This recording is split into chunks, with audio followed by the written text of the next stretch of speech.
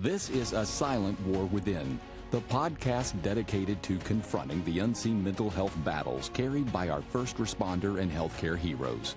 This show is about real stories, real struggles, and real ways to survive the storm and come out stronger on the other side.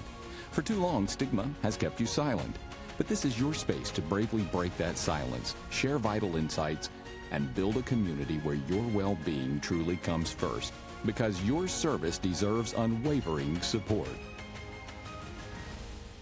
So, as always, I'm so excited to have you guys here listening to us. Welcome to A Silent War Within, where we like to sit around and just hear people's stories. It's very important to us that everything about us is kind of built from the stories of our lives, and I think that goes a long way. Michaela, our co-host, looks beautiful as always. Michaela, how are you? Thank you, Kevin. Doing great. Good, good. And our guest today is somebody that has a very impressive resume and somebody that I have watched on the social media channels for a very long time. I didn't know he had a Facebook until today, and I followed him on Facebook. I've been the TikTok guy forever. So, former EMT, volunteer firefighter. I'm just going to read you some of this because I think it's so impressive. Licensed professional counselor of mental health.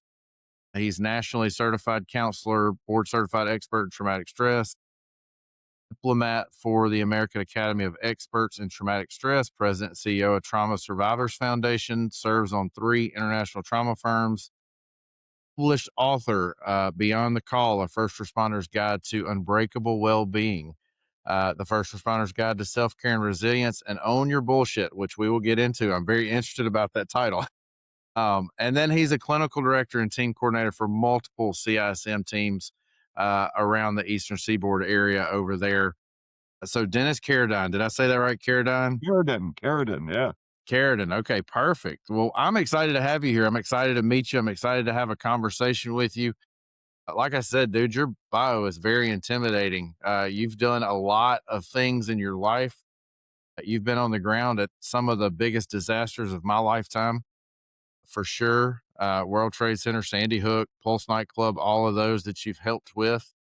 And it was in a mental health capacity. So I'm very interested to kind of hear how a guy that was an EMT and a volunteer firefighter got into mental health and how were the early years of that. God, let's go back. So first and foremost, I will try to build the hype of that resume. When you live a life, you live a life, right? And you try to put everything down. I was talking to a friend this weekend, and we were kind of going over some of the events that we were at together, and he goes, "Oh, do you remember this one?" And I was like, "Oh my God, we were at that." And he goes, "Yeah." And I went, "Oh, okay."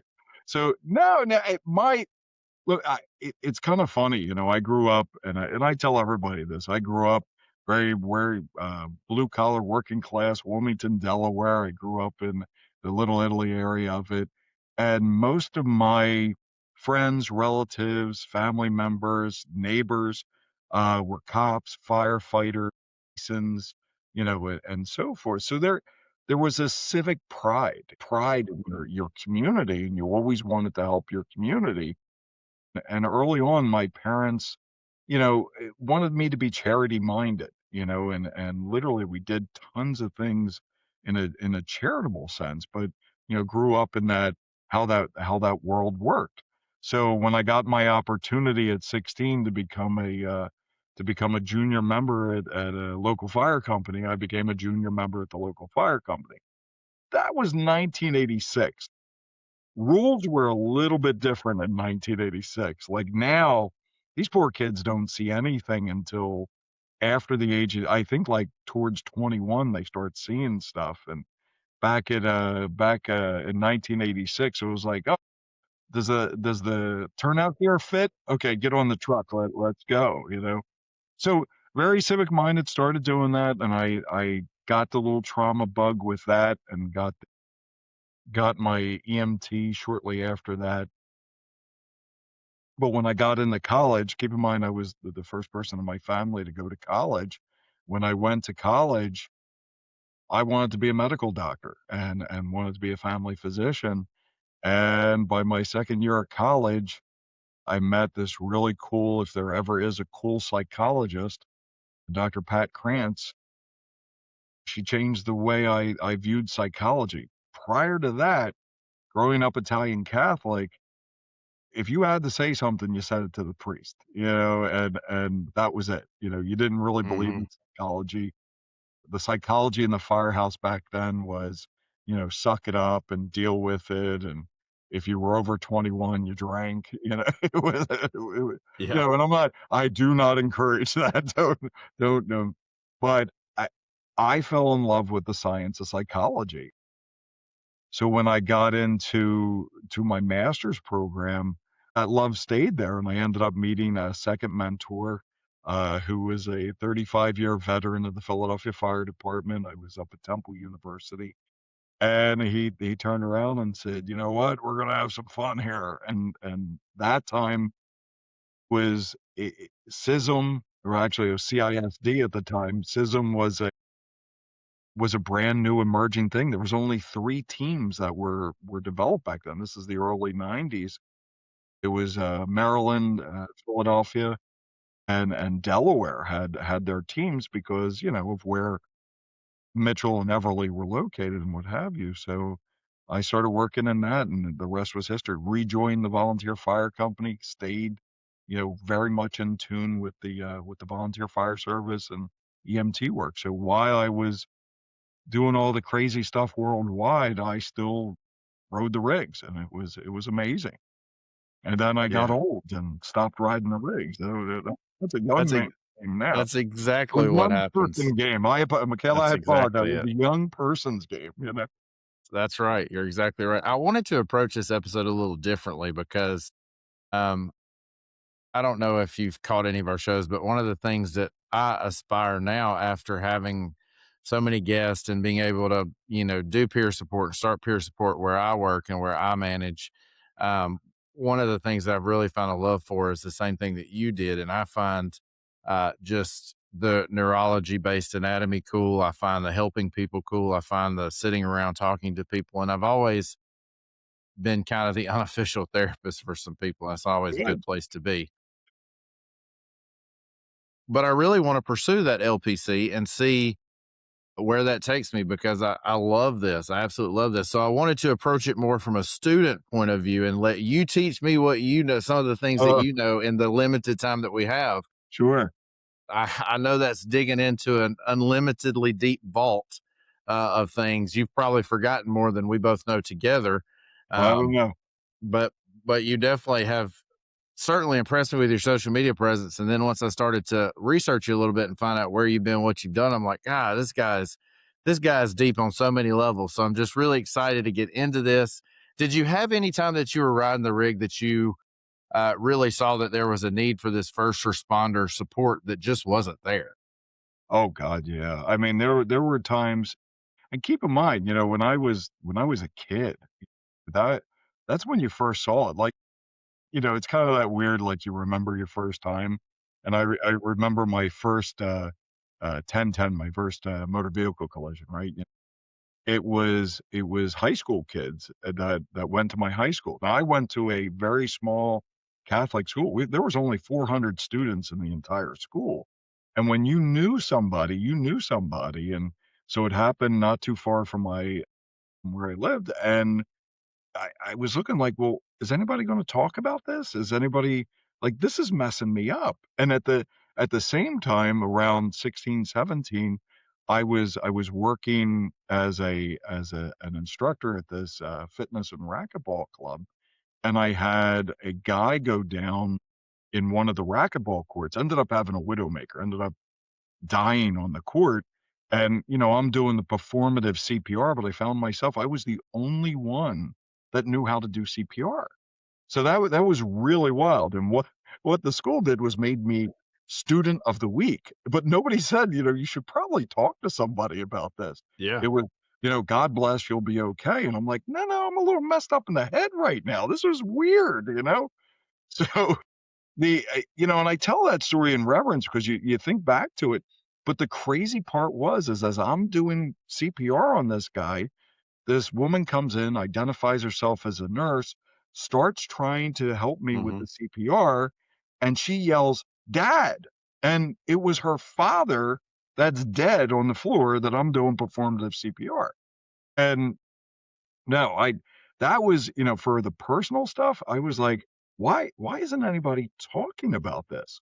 And so I saw it early on, like, what is going on? And I think that's what drew me in once I took that first psychology class, that, wow, I had these experiences and we weren't encouraging anyone to talk. So when my Right. mentor during graduate school said, "Hey, we want to get you involved in the CISM program. We want you, to be a part of this as a mental health lead." I said, "Absolutely." The first times I could say the first times that we were called or activated as a team, oh God, hilarity, because nobody wanted to talk and it was all just war stories. But Hmm. eventually, now I'm 30 years into it. I'm 30 years into being licensed and having a practice and all this. And probably at that time we were talking like 32, 33 years into running like this. It was time and time again that we had to break those emotional boundaries to say, look, you don't have to suck this up. You don't have to live with this craziness that you're seeing. Is that you could talk. You could at least have Hmm. that cathartic ventilation. Like, get this crap out. Dennis, as we, you made a good point. Back in the day, it was very much so people didn't want you to talk. I think it was more like, shut up, we don't want to hear about mental health. You'll be fine, just suck it up. And I Yeah, think that is changing. yeah. And as people of my age, of the internet, you see a lot of mental health advice people giving. What is one thing that you think this influencer age gets fundamentally wrong about first responder healing and PTSD? What don't they get wrong? Okay, number one, not everybody has PTSD. Okay, I look. You guys have probably seen it just as much as I do. People are using PTSD as a Hmm. verb. You know, I'm PTSD. No, you're not. You're you're either anxious, you're having a panic attack, you're depressed, you're having a flashback. You're not PTSD. And here's the other part, is if you're talking about it as if it's a badge of honor, you probably don't have it. What my experience, and this is just my experience and my practice, folks that truly are diagnosed with PTSD are very quiet about it.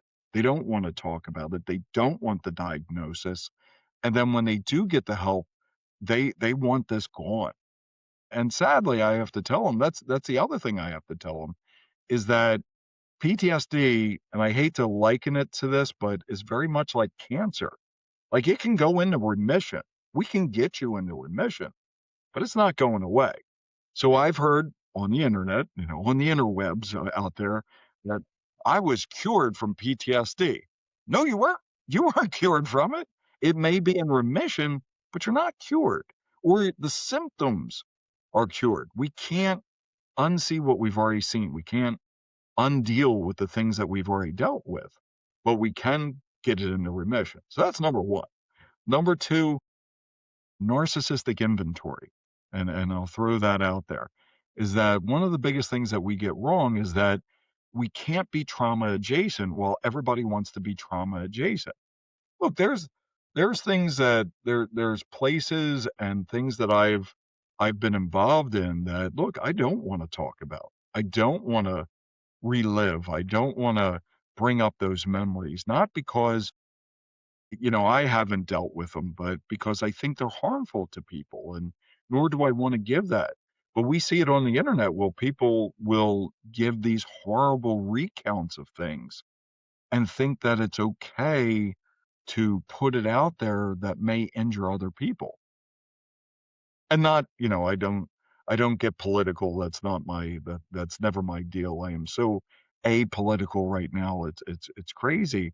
But when you're doing the narcissistic inventory, when you're calling people out or you're recounting this story that injures people, for your own gain, there's a problem with that. So I see that as well.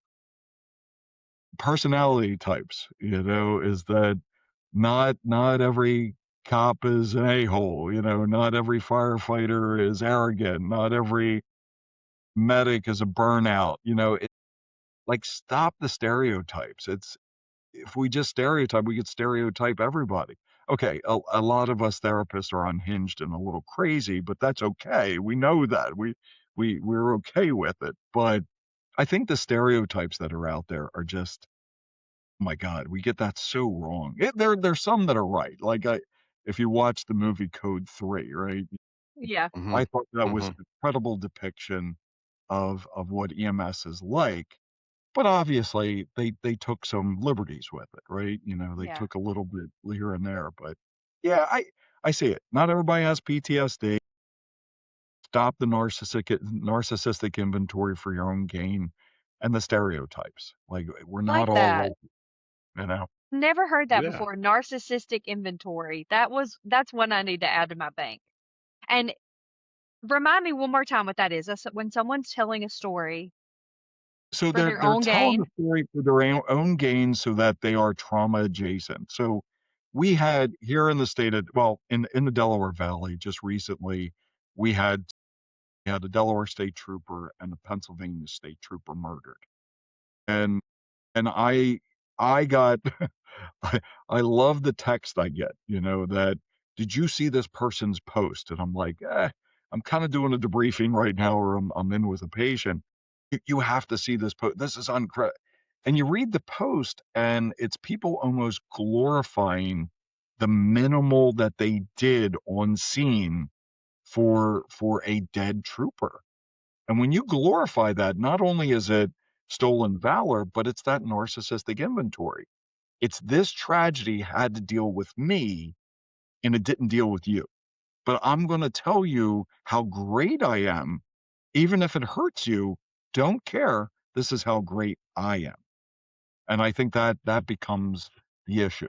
Like they don't feel like they're somebody until they put that out there. So That's it's not awesome. necessarily like, so just for my education, because like I said, I'm approaching this a little bit more as a student than I typically do with most. It's not a narcissistic thing for me to sit here and share my story for the good of others, to say this is what I went through and this is how I dealt with it the same way you've done. So is that narcissistic behavior or that inventory, or is it more kind of the example you gave? It's more the example I get. And that's a great point. I want people to share their story. But when you start saying that I was involved more than what I was actually involved in, you know, we did this and my crew was the best and we did da da da da da da da. Well, you're injuring others. So let's say the widow or widower sees your post about how awesome you were, while their spouse died. What are you doing? Like, what are you really doing there? And I think that's where we fail almost as a community to understand that we kind of have to police that a little bit, and say like, look, this isn't okay. You can't do that. So But actually, the internet allows us to brag a little, doesn't it? so your point actually resonates with me a lot because, and I may have even been victim to this, not meaning to. Maybe like in the hospital when you're part of a code and you're retelling the code to your friends, and you may have been just on the code cart and you're telling them about this event that happened. Were you directly involved in the event? Probably not, but you're recanting it. But I don't know if I had the intent of like the detriment of others. But that's a good point. I need to keep that in my brain. Intention is the root of all evils, right? So Yeah. Mhm. what the Ooh, that's a good one. intention is, it's if I intend to talk about a situation, whatever. I did one last night because it's funny. I have my intern, Gary, who is a 27-year detective with the Wilmington Police Department. Now he decided to come to the dark side to do counseling for first responders. And he reaches out to me because of how busy it's been with a couple of events that we had. And he said, "Are you still alive?" And so I did I did I did a little TikTok last night about functional exhaustion and just saying that, when you're exhausted, you drop the ball, you forget things or whatever it is, but your intention isn't bad. It's just you're exhausted. And I think some people, when you're telling a story, the intention is not bad, but you might be traumatized yourself, you might be exhausted. This is when the attention is for personal gain. You know, Gotcha. I hate to, I don't want to go off on this, but I could give a personal story with it. Is that there was a professor here at one of the universities near my office that told somebody that they worked directly with me up in New York during 9/11, and I was like, wow, I knew my crew, and that person never worked directly with me, but was telling students that they were a part of the efforts up there, that they did this, they did this. Come to find out, he never left the state of Delaware. And at that time, we weren't doing Zooms or telehealth or anything like that. So, I personally reached out and was like, look, man, look, I get it, but your intention is really, really wrong. If you want to support the people that work there, I totally support that. But you can't say that you knew me or you knew the people that work there, because that's dishonorable. Yeah, that Mm-hmm. was false. But that does kind of lead us into a good segue for our next point. So everybody talks about just be vulnerable. Like to start sharing your story with mental health, you just have to be vulnerable. But kind of where does that line exist between vulnerability and you're just trauma dumping and it's going to set you back? It's kind of like, am I a little drunk or a lot drunk? Right? It's vulnerability. Look, none of us like the word vulnerable. If you're a first responder, you do not like that word. Weakness and vulnerable are tied hand in hand, right? We don't like either word. We don't want to express either word. But vulnerable ultimately says, I'm going to share a piece of me that I am holding so tight, but I don't know what to do with it. And if I could share that with you and you honor that, you hold on to that, and you do what you need to do with that correctly, then I'm going to give you a little more. I think when somebody comes in and just throws everything out at you, like right as they meet you, and whether it's a peer support or it's just a coworker or whatever it is, that's something wholly different. That's somebody that either doesn't have a filter, or it's somebody that really isn't viewing what's going on in them as something sacred. If that makes sense, because I wouldn't want people not to trauma dump, if that makes sense. Yeah, that makes sense. You should trauma dump, Sure. Yeah. but done within understanding of what that sacred nature of it is. And also, I think maybe to be vulnerable, but not to your own demise. If you're getting so worked up over talking about the event that traumatized you or, led to your PTSD or whatever, that it's triggering in your brain again to cause you to spiral, I think that might too be a detriment for you. Yeah. Okay. Yeah. Well, go ahead. Go with what you were going to Oh, no, say. no, no, no. I agree with that. I would just say you don't want it to be your detriment. Like, look, if you go to somebody and you give them a little piece of you, then know that that raw nature that you're feeling right now is normal, but you ultimately have to repack that so you can move on with your day, Yeah, so it's a balance. it is. Yeah. And that also brings us to our next point is talking about closure. It was a really good segue for all of these things. It's good. So I love it when a plan comes together. Kevin's great at writing these scripts. But so and we go off them so often. But so in So terms of often. closure, so often, so many rabbit trails. Um so talking about closure, the internet loves that viral buzzword closure. Do you feel like closure can actually be achieved of someone who's been in the force over 25 years and seen what you've seen? Do you think actual closure exists? That number one, amazing question. It depends on the level of closure you're looking for. Like our brain, if we look at the structure of the brain, right? And you guys have probably heard this a million times. There's a little gland in the brain called the amygdala. The amygdala is kind of the hard drive of the brain, right? So it's responsible for our negative emotions, memories, positive memories, negative, all that great stuff. And what it does is it builds files. So if you're a firefighter, if you're a cop, you need whoever it is, these files are built on the experiences that we had. So you have the sadly dead baby file, the drunken fool file, the Meemaw or Peepaw, the pop-up file. You have whatever went up the butt file, and you have all these. You have all these. Absolutely. We call them rectum, damn near killed them file. Mhm. What have you. And those files typically are not date stamped. So they're just files in the brain, and as something happens, they're pulled up and you re-experience them. Now, it might be for a second or a moment or anything, but if you do 25 years as a career, those files are really full. And depending on where you are. Now, look, if you're in wherever, any town USA that you might only see 1,000 EMS calls a year versus, say, Philadelphia, where you're seeing 1,000 calls on your, first 3 hours of a shift.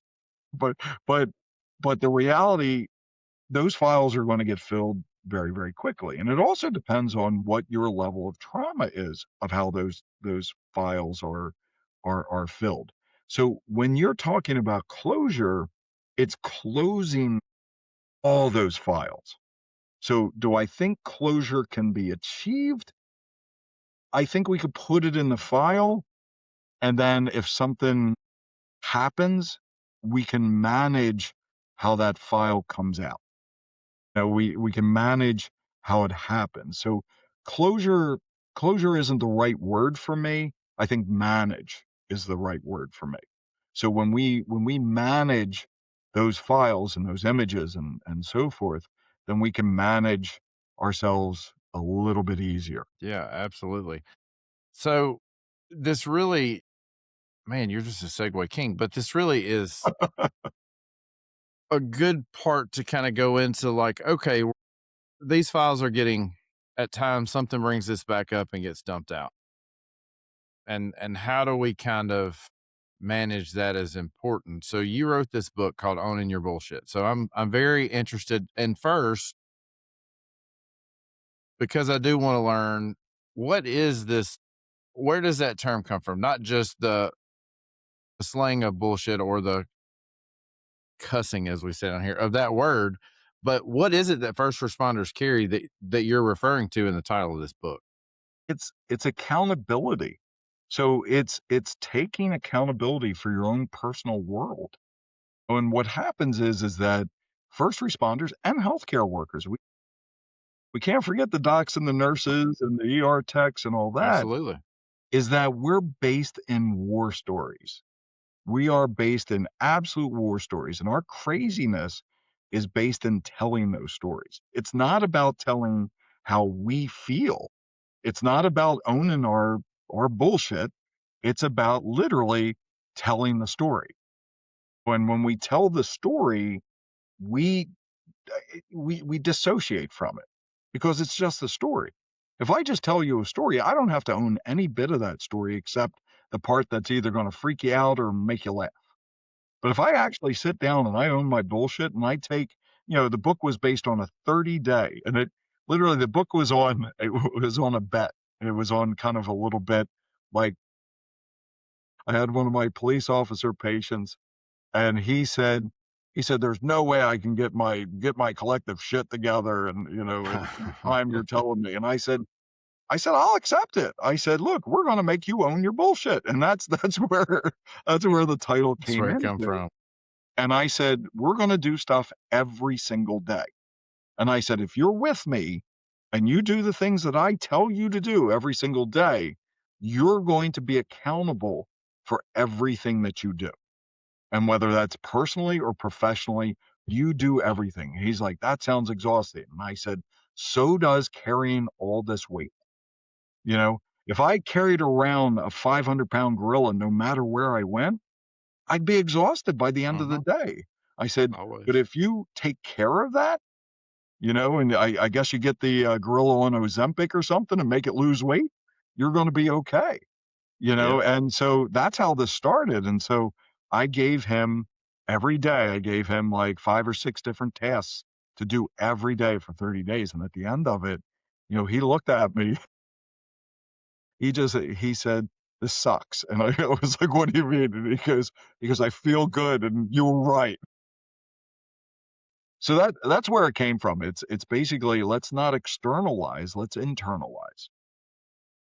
And if we internalize and we really own our issues, we own our problems, we own the things that we fear, and we also own our own successes, then at the end of that 30 days, hopefully you have developed a pattern that you could keep for the rest of your life that says, I'm accountable for everything that I do. So I guess my next question is, what's the why that we do this? Why do we sabotage ourselves? Why do we hold on to this stuff? Why do we? And my personal problem when I went through all of my kind of stuff back in 2020 and had a big mental breakdown and realized I needed help was that I had depersonalized all the stories so much. And having a counselor come in and tell me that you have to rehumanize some of this, you have to realize that these are not just stories, it was very hard for me to rehumanize those things. So I guess, why do we sabotage ourselves in these ways that you talked about and kind of the accountability portion of it? And also, we use the dehumanization side of it as such a coping mechanism all the time. How do we kind of get away from that? And why are we doing this to ourselves? With those simple questions, right? Kind of rewire everybody's brain. Yeah. Yeah. Well, it's expectation based, right? You look at the expectation analysis theory, right? Is that if we expect good things to happen, good things should happen. If we expect bad things to happen, bad things will happen. That's wrong. Expectations are probably the worst things that a first responder or healthcare worker can have. So our expectation is that we're going to go to XYZ call, whatever that call is. Car accident, fatal shooting, drowned, whatever it is. And we expect we're going to go in, we're going to be the best performance possible. We're going to save the life. We're going to get back, glory, glory, and everybody's going to love us, right? And so we never stop that expectation. Never.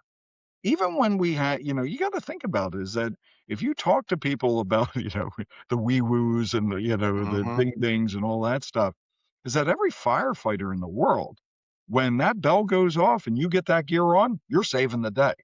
Don't care who it is, you're saving that day. You're putting out that fire. You're saving everybody in the building and so forth. Isn't that a crazy expectation to have? The EMS call goes out, and even though that you have been to this house for,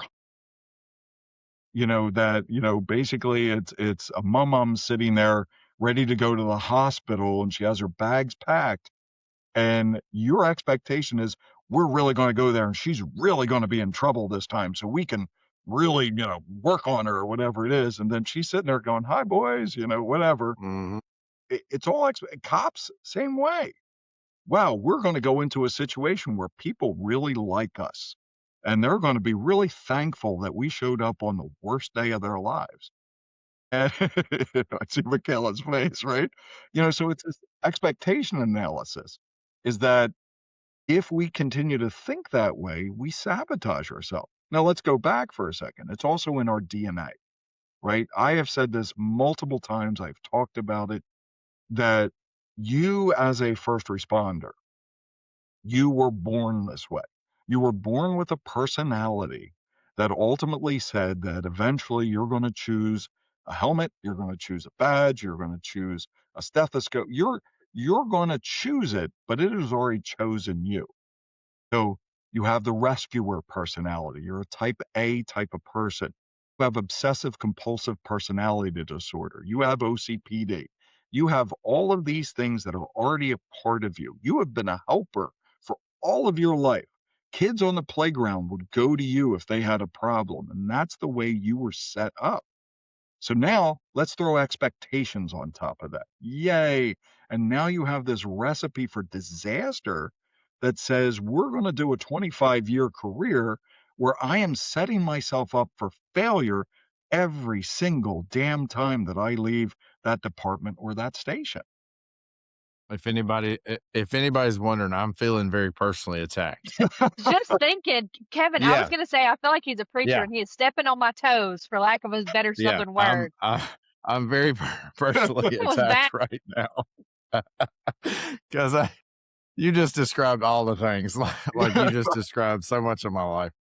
So think about the how do we combat that, right? So do we lower our expectations? Well, no, we have to go into a realistic view, right? You get that phone call of, hey, here's a fire. The realistic view becomes let's talk about it, own our bullshit of, all right, I'm going to do the best job I can.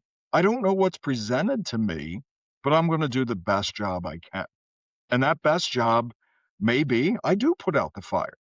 You know, that best job may be I catch the bad guy and I arrest him. The best job is I do CPR in the ER and I save that patient. That might be the best job.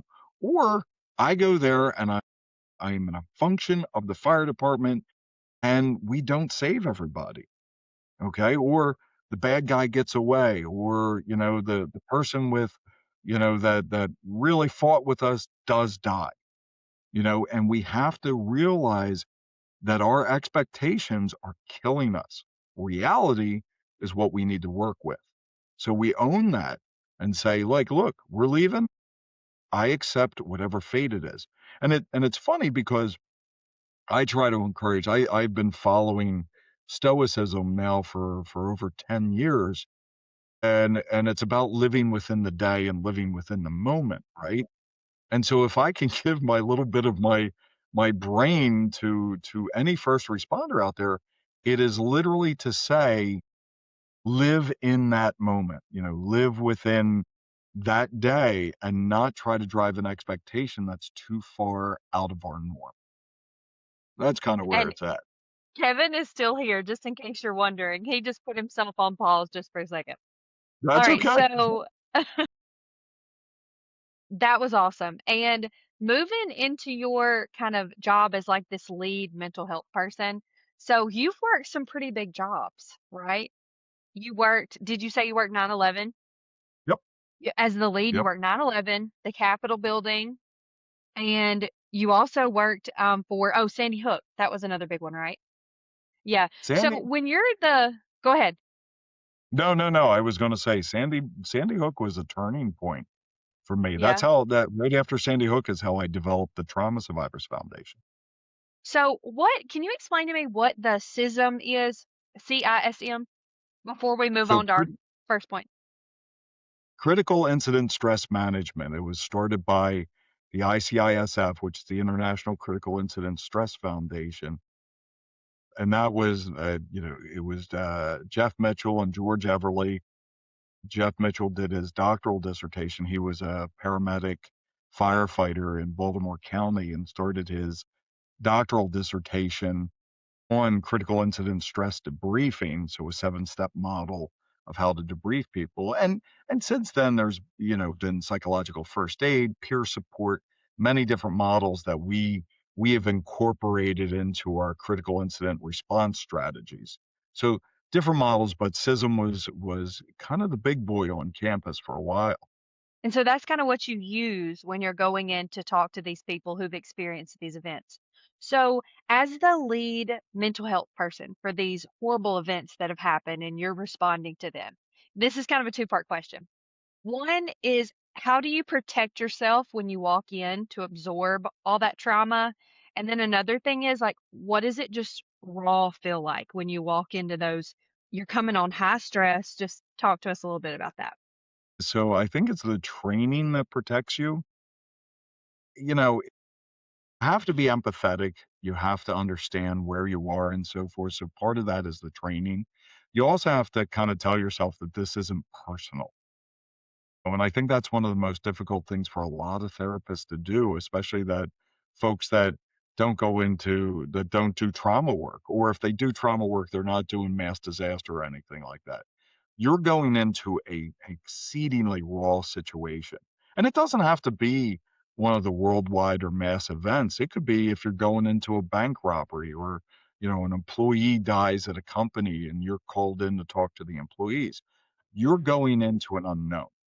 And so you prepare yourself. And again, we talked about expectations. Yeah, I was just thinking about that. You don't. You leave the expectations at the door and just understand that this is the function of your job. It's, we call it cathartic ventilation, cathartic release, where, you're allowing people to just basically not trauma dump, but just get them to talk about the incident, to release that emotional state, to kind of get them back to this level of homeostasis. You want them to be balanced. And sometimes you don't have the right words. You just sit and you listen.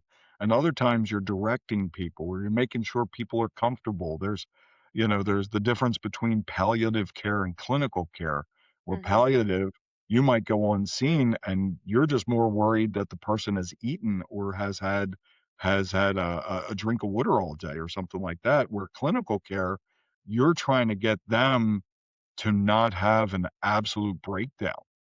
So Right. it's a little bit different. So when you prepare yourself, you don't have expectations. You don't want to have expectations. I've been to places where I've been told we have, 1,000 people that are going to talk to you. And I show up and I'm sitting in a room by myself for 5 hours and nobody's ever showed up. And then I've had it where I've been told directly, well, nobody's going to talk to you. Nobody's there. And I'm there for 12 hours and there's still a line out the door of people that want to come in Want to and debrief. get brief. So it's a tough thing, but I learned very early on not to expect anything. Literally just to know my work, know that it's not personal, and be prepared. I try to get as much information about the event as possible before going into it. And so that's about talking to the leadership, talking to people on the ground or what have you. And the more information I have, the more I could kind of curtail of what I'm going to say.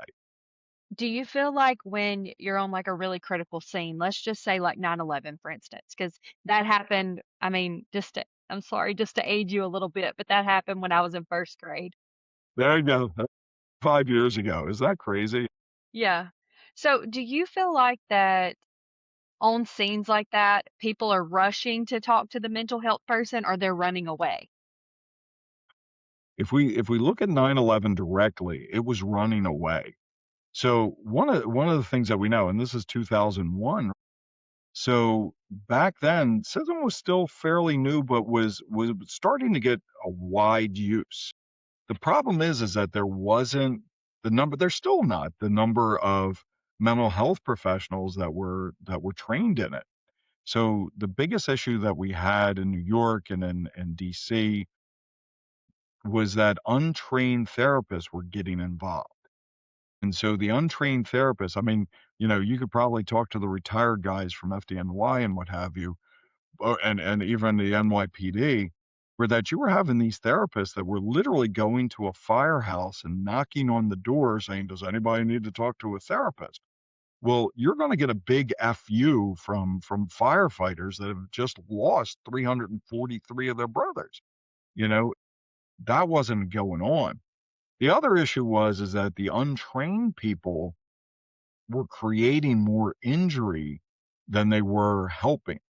So there was during that time, 2001, shortly after, there was these reports that came out called the Cochrane reports.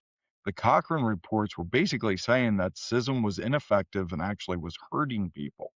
Now, the person that did that was talking about surgical candidates in a French hospital or something like that, that with untrained therapists. It was so bizarre, but it made the front page news, back when we had newspapers. It made the front page news saying CISM doesn't treat people, it hurts people, and it's hurting the FDNY. And That's so not good.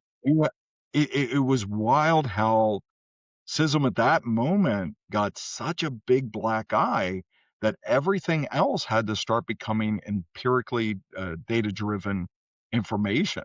Like we were collecting information while doing debriefings to make sure that CISM was actually working. But the Cochrane And reports were god terrible and people were not rushing in. Now we see a little bit of a difference. Like people know, I always laugh when I get the call and I walk in, everybody's like, "Hey, Dan," and they know that I'm there to talk. But that's been, 30 years of practice to get people that ability to feel comfortable. yeah. So if we have a major event, we had a medical airplane crash in North Philadelphia not too long ago. Several different groups. We had peer support. We had my teams up there. We had several different groups up there, and people took advantage of it. People actually said, we need to help. Now, on the ground, there was over 400 first responders that responded to this mess. And there were, at least 250 that ended up using the services for peer support and debriefings and so forth because of how diligent it's been. So yeah, there's been a switch. There's been Yeah. a huge switch, and we still have a long road to go. Look, and I hate to say it, and I will say it because ultimately I can, right? What's going to happen, right? People are going to get upset with me. Okay, get upset with me. But I am a solid Gen Xer. Thank you for pointing that out in this first grade during 9/11. Yeah. I'm That was solid Gen dirty. X. No, it's perfectly fine. But we still have boomers and Gen Xers and Jones generation that are running departments. And our suck it up mentality, I think Gen X, we've understood the power of psychology a little bit. But boomers and that Jones generation, Mm-mm. no, Mm-mm. we're going to tell you to suck it up, put some dirt in it, and move on. And I think as we start seeing the Gen Zs and the Gen Ys and so forth start coming into the fire departments, police departments, and so forth, you're not going to get a weaker department. You're going to get a more informed department. You're going to get people that take mental health just as much as physical health. Just Yeah. my thoughts And from a so Gen you Xer. lead CISM, globally, right? Oh yeah, oh yeah. And a lot of times people can sabotage their own debrief and they end up feeling worse after they come out of it than they do before. What can we do to fix that? Can you talk about that? Like, can we do the one slap therapy on people? Just walk in and get over yourself, right? Yeah. Now, and it's a great question. I've had it, where I've sat in groups with people, and you'll have that one guy, that one guy in the back that no matter how anybody's feeling, you can have somebody breaking down in front of you, and he goes, "Oh, I don't need this stuff," and "Oh, this is for sissies," and whatever it is. What I typically do, and this is me, and I know a ton of my colleagues, we'll get that person off to the side a little bit later and say, "Hey, I know that you weren't into it, but tell me your story." And I think if you do an individual approach to the people that are sabotaging their own health and wellness, and you just sit there and really kind of lock in with them, you're going to get 70% of them. There's 33, 30% of them that are just going to be hard asses no matter what, but 70% of them you're going to lock in. I recently did it. We had a family that was killed in a fire in our area, and I did the debriefing, and I had one that just oh my, we call him sink the shrink, right? He wants to throw me off base no matter what. And I was steadfast with him, and everything that happened, I'd bring it right back to him, and I'd bring it right back to him. So then after the briefing's done, a bunch of the younger kids were feeling pretty good. They were okay. I went up to him and I was like, "Dude, what's your story?" He said, "What do you mean?" And I said, "Number one, who hurt you? And number two, talk to me. Like, you've Mhm. seen a ton of things in your life. What made you not want these kids to be okay?" And he goes, "Well, that wasn't my point." And I said, "Well, that's how it came across, and I just wanna know." And him and I ended up having a 2-hour conversation, and there was a lot of people that hurt him. It was tough, it was tough to Yeah. kind of process that. But honestly, if we can individualize this versus that group mentality, get that individual and really kind of dig in a little bit and let them talk about their experience because people have bad experiences. Look, am I the best therapist in the world? Well, my 4-year-old thinks I'm amazing, right? It's great. But people have bad experiences. They have bad experiences with therapists. Christ, you have a bad experience with a dentist. You'll have a bad experience with a cashier at Wegmans. You're going to have a bad experience. But if you overgeneralize, which a lot of us do, you overgeneralize, then you're failing to allow yourself to get help. And that goes Yep. back to expectations too, because, Yep. a lot of people are not going to jive with their therapist, and that's okay. If you don't jive with your therapist, there's a ton of therapists out there. Get another one. Yeah. The good thing is getting help. So, Yep.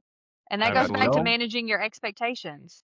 yeah, like I said, it's, I care for my patients deeply, but, part of my job is to go on trauma calls, to be out there in the world, and, sometimes I have to reschedule and cancel, and I know that that aggravates people, and I get that, and I'm always very apologetic for when that happens. So I may not be the 100% fit you need, but, I do understand that. Or some people don't like my approach. Like, I'm a little bit authentic, I'll tell you what I'm thinking, and Authentic. some people don't like it, It's, Yeah. sorry if I walk into a room with 20 people and I diagnose them all under 15 Mhm. seconds, it's kind of my job. No, but in beginning to go to therapy, and I was one of the ones 7 years ago, if you'd have said, you're gonna love therapy and love your therapist the way that I do now, I would not have believed you. But walking into therapy, that's the first thing that she asked me, "How do you want me to communicate with you?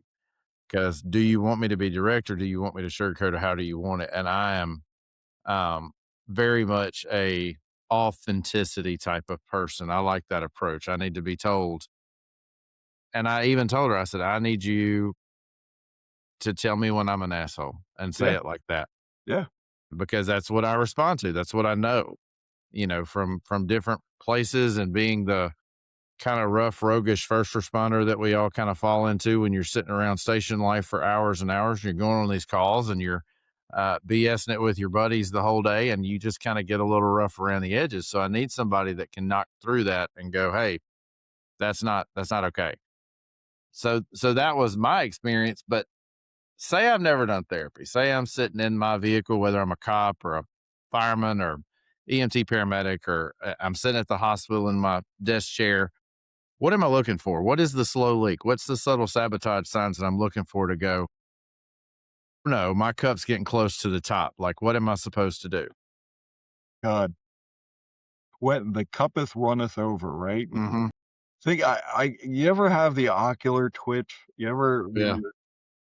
I always tell when you get the ocular twitch, you better be talking to somebody. That means you have legitimately gone complete fool, right? Mhm. You're out there. But I think some subtle stuff, some very simple, subtle things is that you're treating everybody the same. There's no dissemination between family and patient or perpetrator or subject or whatever we call it. There's no change. That your normal coping mechanisms are gone. You don't enjoy anything anymore. And you're just sitting there just counting the minutes until the shift's over. Or, I see it with a lot of the EMTs when they're, even if it's the mom that needs the ambulance ride, now they're treating her like she's the worst person in the world. I will say this, and, if any of my, former partners ever watched this, they would say I was more like Buddy the Elf during EMT work. It's my nature as a therapist. It was like, "Hi, EMT Carradin here, what's your favorite color?" And it was I was always honored. I still am very hon every patient that sees me, I am honored for it. And so I think it's when you start viewing everybody in this really bad light, when your coping mechanisms are done, when you're developing negative coping mechanisms, and that could be, you're drinking, you're smoking, now you're doing 12 tins of Zyn a day, or you're, doing whatever. It might not happen all the time. It's dribs and drabs, which is pretty wild. I see it, which is funny because I never saw a therapist up until a few years ago, and during that pesky little thing we called the pandemic, I found out that I needed a heart valve replacement surgery during the pandemic, and No. my cardiac surgeon said, "Look, man, you've been through a lot, and you were basically told you were gonna die in a Mhm. pandemic without the surgery," and I said, "Yeah," and he said, He goes, "It'll freak anybody out, even somebody as battle worn as you." He goes, "You probably need to do it." And he gave me a list of 12 therapists. And I went to all 12 of them, and I found the most batshit crazy therapist in my area that I couldn't deal with.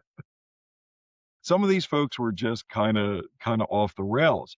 But then I went Mhm. to the 13th, and she was the same way. She literally told it to me straight, and because I had such a bad experience interviewing the first 12, I made up this story to give her that basically was just this crazy story of a guy eating his own head and, like, just this crazy, crazy story, and I went to her and I told her the story, and she goes, "So, okay, that was cute. Would you like to tell me really what's going on now?" And I was like, "Ooh, you're mine. Yeah. I want you Yeah. right now." And I didn't realize what was going on with me. I didn't realize that I was a little bit more sharp. I was or a little less sharp. I was getting a little bit more flippant. I was probably, in that low grade depression, and then really didn't realize it. And then eventually, we were able to go through it, and man, she's great. First half of our sessions are about all the crazy stuff I do, and the second half is how I become just a better father. Yeah. I mean, one of the things that I really struggle with, and my therapist really helped this. Oh, she's back. Her camera was Yeah. messing up, so she Technical jumped off. difficulties is my MO, so Yeah, It's all good. that's true. She's full of them.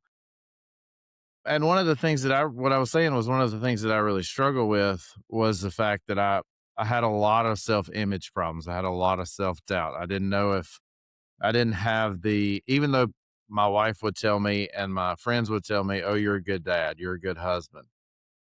I didn't believe that. I didn't believe any of those things about myself.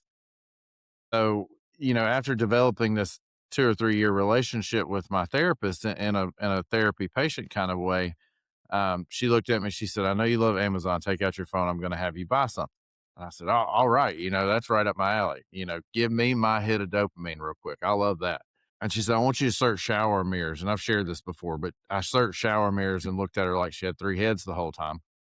But find one that just sticks to the side of the shower or whatever. And she's like, "I want you to buy this. And every morning you look at yourself and you tell yourself you're a good father and a good husband." For the first 3 or 4 weeks, I thought I was losing my mind. But the more I said it to myself, the more I started to believe it. And the more I started to kind of live that out. And then, it even grew into, my job and all the things that I was doing and talking to myself. So I think self-talk helps a lot. But it's also very enlightening, and I don't know if overwhelming is the right word, but really hits me in a spot because it's not often you hear a therapist say that they admit that they see a therapist. Mine will, and she always tells me I see a therapist too. I couldn't do this if I didn't. And I think it's more common than people let on. And people are so, I don't know if fearful is the right word, but, or anxious or what the correct terminology would be. But there's this image of therapists that like, oh, they're going to pry my brains out and play in them, or whatever they think they're going to do. But, I had that image for so long. So hearing a therapist say that, "Hey, I see a therapist too," that's Yeah. so good. Well, it's something that it wasn't that I avoided it, I just never thought I needed to. You know, it I am so when we talk about the amount of and I've given this number before, that if you look at the United States, there's 225,000 licensed therapists, whether it's psychiatrists, psychologists, social workers, LPC, whatever it is. And out of that 225,000, less than 500 specialize in first responders and healthcare workers. So to me, even with my colleagues, I was this rogue guy, I was just, like, "What the hell is he doing?" Type of thing. Like, and I tell this story and I say this nicely, and I meet with some of my colleagues on a fairly regular basis just to kinda go over cases and stuff like that. And most of in the Philadelphia area, there's a section called the Main Line, which is an affluent section of the world, right? And so a lot of my colleagues have moved up there to do their work. So they speak to, Fortune 500 company CEOs, and they speak to, the garden variety neurotic housewife, and they speak to people that I don't come in contact with ever. That's not my people, right? And so their idea of trauma and emergency is completely different than mine. So we were up there one time, and I had just finished a hospital evaluation of a guy that allegedly fell off the toilet and into a four-wick candle that went up an orifice. Mm-mm. Exactly. That look right there tells you exactly. So I'm holding on to this story, and I go up, and one of my colleagues says, "Well, I had, the CEO that I convinced not to cheat on his wife for the 500th time." And then we're like, "Oh, that sounds tragic," and then, the next one was like, "Well, we had, Mrs. So and so, who now she's so happy because she trained her Labradoodle not to go to the bathroom on the Persian rug." And then they looked at me and they said, "So how was your week?" And I said, "Well, I evaluated a guy that had a four-wick candle shoved up his ass." And they just stop and look. I was like, Oh God. "Yes," you know? So I would see all this, and my training was saying, "Suck it up and just keep moving on." And then after my heart surgery, it was like, "Look, my world didn't feel normal anymore." So, go in and talk to and she's great. I come in and she goes, she said, I watched the news last night. How late were you up? And I was like, Christ, I haven't Mm-hmm. slept all night. That I was on scene all night. Me personally, if you're a therapist out there in the world, because I see a few therapists as patients, if you're a therapist out there, look, you get the help as much as you need. So for that same person that's sitting in that vehicle or sitting at that hospital or wherever you're sitting when you may hear this, how do we as responders start to own our stuff? How do we start to own our bullshit, as your book says? I First and foremost, this is something I've been doing now for years, and I think this is what you need to do. Break your day down into daily goals, right? So a goal in and of itself is not a task. Well, if I tell my first responders or anybody, I want you to write down 3 daily goals. But they'll come back, go to the gym, take out the trash, vacuum the house. All of those are tasks that you already know what to do. My idea as a goal is that you want to personalize the day for yourself. This helps you own it a little bit. Come out with 3 to 5 goals a day that take you out of the box. And I say, make it a personal goal, a professional goal, a charitable goal, a family goal, or whatever it is. Come up with goals for the day. Because if you're not feeling personally successful for that day, and you're just feeling you're doing the routine, nobody cares Mhm. about you, everybody kind of sucks, then you want to start matching your day as these goals. So what I do every morning, I get up, I write my 5 goals down. Write down 5 gratitudes, what I'm thankful for. I wrote you guys down today. I'm thankful that I'm on a podcast today. And why? Because look, if some one person listens to this and they start owning their bullshit, then ultimately we've helped one person, right? And that's what it's about. And then after those 5 gratitudes, I write down 10 actionable words: resilient, hope, care, kindness. And what it does is that it sets my day in a direction that isn't just about helping people or doing this, crazy trauma work. It's about truthfully sticking to me and what I could do to feel successful every single day. When, look at it, nobody calls a first responder, or nobody goes to a hospital, or nobody goes to a therapist because you're having the best day possible. So if you're not grounding yourself into success, then the work itself is going to grind you down to feeling like you're failing. Mhm. So I start my Monday every single Monday. I've been doing this for 11 years now. It's been my goal every year, and they adopted me, which it's great. I have my little veterans group. This is not therapy group. It's just a group of guys here, in Pennsylvania, we have Wawa's, right? These convenience stores that has amazing coffee. This month they've had banana bread coffee. Shut up. It's the best. I swear to God. Shout out to Wawa. So every Monday morning, I go to the same Wawa where I have 6 guys. They're all Vietnam veterans that just hang out at the Wawa.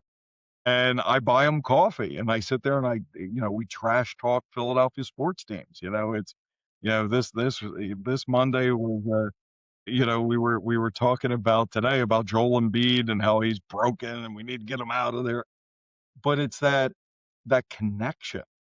And I tell you what, every Monday it sets my world on fire. It is that really great feeling that I connected with these older gentlemen that served our country, that, 4 of them were volunteer firefighters forever, and just kind of talking. 2 of them were retired police officers. And then here I am just talking to them. That's a goal that I have every Monday that sets it on fire.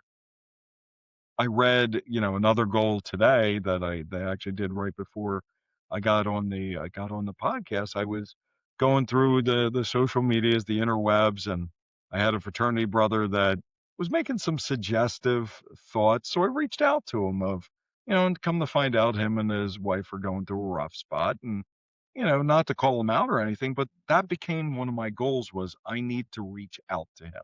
Mm-hmm. You know, Mm-hmm. so when you're doing that, you're feeling that personal success and then professional success. Here I am on the podcast and, hopefully not boring anybody about these No, not stories at or all. anything, right? But Not this boring me. became, yes, but that became my, one of my professional goals today. So if that person's sitting in that vehicle thinking, what do I do first? Become goal oriented. And people, "Well, I don't," just do one. If you can't do 3, do 1. Do 1 goal for that day that makes you feel successful, and don't do a task, you know? Not to put you on the spot or anything, Dennis, but what would you say a potential goal would be for, I don't know, a night shift healthcare worker that just is exhausted all the time, just trying to make it to the next shift? What would you say?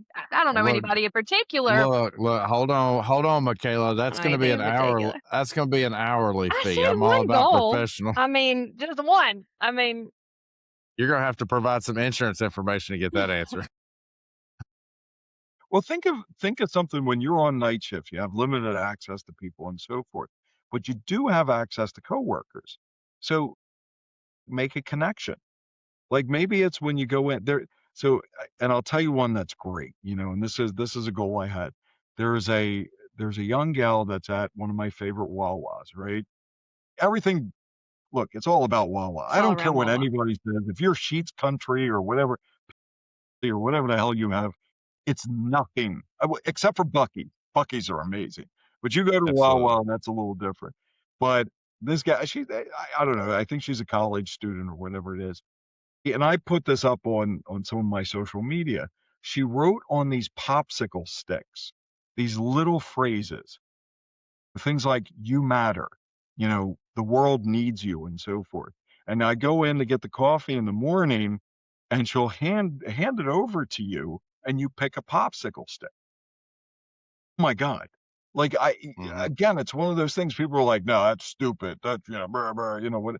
Dude, you get that and you see it and you see her just smiling at you, just saying, "I hope you have a great day." Oh, it makes the banana bread coffee taste even better. It's It it's really you is. walk Mm-hmm. out feeling on cloud 9. So think about it. Maybe you go in to the night shift with, I don't know, 20 envelopes, and you have these little phrases on these envelopes that say, "The world needs you," or, that "look at the person in front of you because they respect you."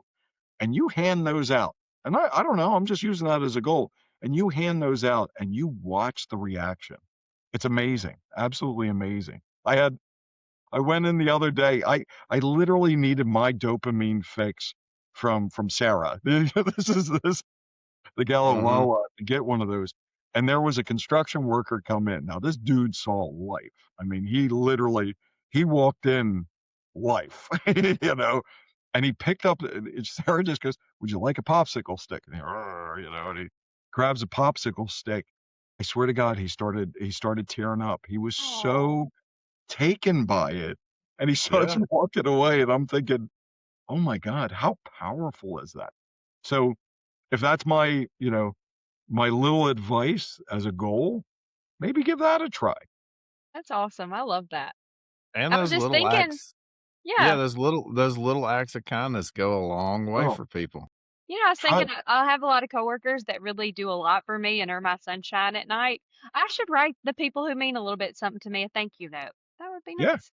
Oh, I thank you notes are great. I always like the reaction that if you pay, somebody's coffee, like, if you go to a drive-through like a Dunkin' and you pay for the person behind you, I love doing this. it's such a great feeling, and that's Mhm. that's a goal. It's something that you're doing outside of your normal, and I think those are always great things because look, it's making you feel successful because you've accomplished something, but think about the power it is to that other person. You're not doing it for the thanks, you're doing it for making that person's life just a little bit better. Yeah.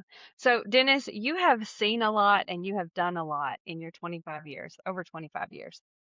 What does winning the silent war look like to you? I don't know if I'm gonna still be alive when it happens, but there's a destigmatization of mental health for our first responders. Like, I want mental health care to be as common as going to the gym.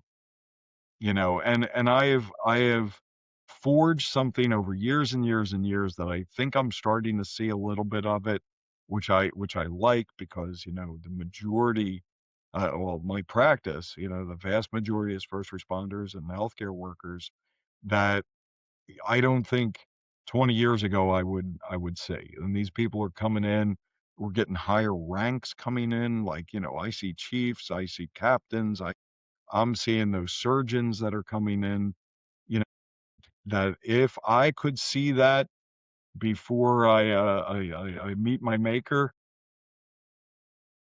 that's my ultimate goal. You could not have convinced me when I joined EMS 20 years ago that I would ever go to a full-fledged mental health conference, or that I would ever be invited to be a speaker at a mental health conference, or that I would hear lecture after lecture after lecture that talks about things that 20 years ago we did not speak of. No, I no, mean, we have definitely made a progression toward that dream that you and I both share of destigmatizing this whole thing. yeah. If I if I can make that happen or we can make it happen collectively, like, I'm not gonna take full charge of it. If we No, could collectively make that happen, say it happens within the next 20 years, where if I look at when I started where nobody wanted to talk about it to now that we are talking about it and people look forward to talking about it, and we could just continue that where it just becomes a regimen, people are like, "Yeah, I see a therapist," and there is no stigma about that. Oh, Yeah, that would oh, be that's a great. chef's kiss right there, that is the For absolute. medication or anything else, Prozac or anything else.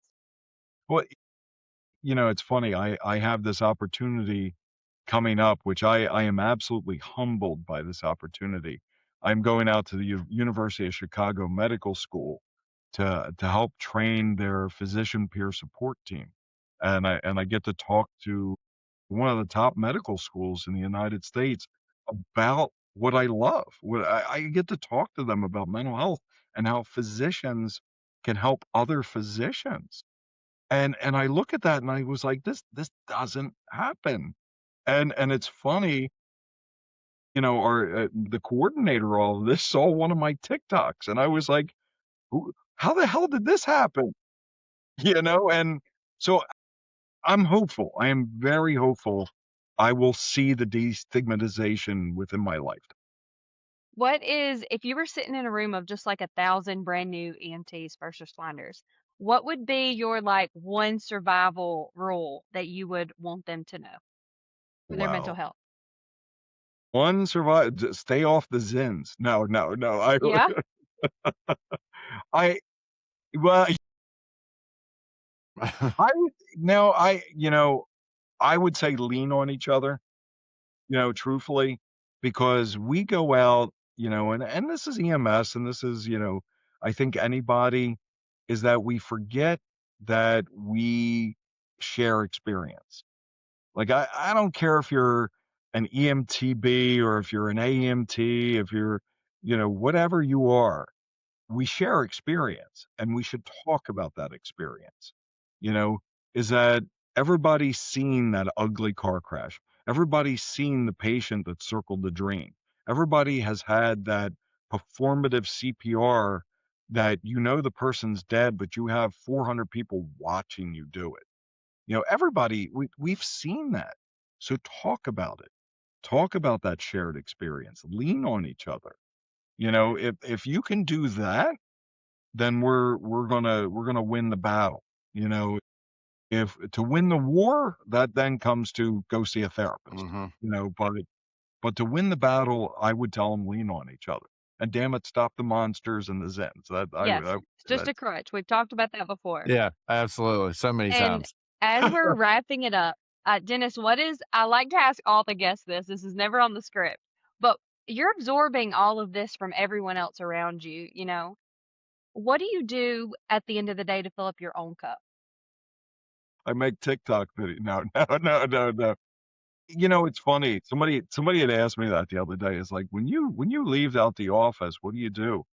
And it's funny. I am very okay with being able to kind of drive home in silence. I have about a 35-minute commute at night, and I leave a little later, so there's no cars on the road, and I breathe, as I'm driving, and it depends on what it is. There's nights that I leave that I have some fun music on. There's nights that I leave that, I would make a nun blush with some of the heavy metal that I'm playing. And there are other nights where I'm 35 minutes in absolute silence, just breathing. And that gives me that little bit of debrief that I need. Working out always works for me, but that absorption is tough. And I'm very authentic in what I do, is that there are some nights that I stay at the office, even if it's late and a little bit later, and I might watch, an episode of whatever, just to kind of get my brain in check before I leave. At the end of the day, yeah, I'm this trauma therapist, but I'm also a father. I'm also a friend. I'm also somebody that needs to be okay. And so I take those steps. I'm also a journaler. I love journaling, and it's funny. I took my keys, and this also shows that I'm solid Gen X. There was the show MASH, right? The TV Yeah. show MASH, right? And the psychiatrist on there was Sidney Friedman, and he would write letters to Freud. So your boy here decides he's going to write letters to Freud when I'm feeling that kind of squirrely way, because I can't write one to myself. Dear Dennis just seems really weird. And so I might sit down and I'll do, Dear Sigmund, today was a rough day, and whatever it is. And that's how I my love that. journaling works. I love that. I love that. So, Dennis, I always give all our guests an opportunity to tell us where we can find you, where we can find your practice. Tell us where we can find all the things that involve you. Sure. Start pretty simple. Start with my website. It's DennisCarradin.com. So my name, DennisCarradin.com. It gives you kind of access to everything that's going on. Follow my foundation, the Trauma Survivors Foundation.org. I'm on the TikToks. I'm on Instagram. I'm on Facebook. You found me on Facebook. Mm-hmm. But I try to do the blogs. I try to do the videos with it. I'm based in Wilmington, Delaware, but we're available telehealth basically everywhere. So I just got fully licensed in Florida and a couple other states. Thank God to my manager, Jen, that was able to do all those things, but able to see patients in those states. So again, you can find me pretty much anywhere. It's always, I think it's like at Dennis Carradin Jr. at everywhere. It's pretty straightforward. Well, you do a fantastic job. This has been an awesome episode. Yes. And truly, and this is not just a catchphrase, from the bottom of my heart, thank you for saying yes. Thank you for agreeing to to work on this destigmatization thing. That's a hard word to say. That's a hard word. That one is terrible. Yeah, but thank you for putting that effort out there. That it really means a lot, and you've put 30-ish years right around into this thing. Like that's a huge deal. I hope in 30 years I can say the same thing that you can say. Hope so. Somebody's got to take it over. Yeah, I appreciate your just encouragement that you've given us, agreeing to be here, and as always, we love that you can find us on all the same places. We both love and hate the social media game. Sometimes it's pretty rough. Thank God for Angel. Angel's our social media manager that we brought on because my mental health and my workload was declining. So she came on and said, hey, I would love to do it. So she's great at what she does. I'm so thankful for her. And as always, like I said, you can find us in all the places. I think I covered all the bases, right, Michaela? Yeah, I think you did. All right. Are you gonna let me do the expo? In my Delilah voice? I am. You can. Give us the $1.99 a minute voice. Are you ready? Okay. Yep, go for it. Be safe, take care of your mind, and we will talk soon. And my credit card just got charged again. All right. Bye, y'all. Have a good one. You've been listening to A Silent War Within. If this episode resonated, please subscribe, leave a review, and share with someone who needs to hear it. Remember, you're not alone and your well-being matters. It's time to end this silent war.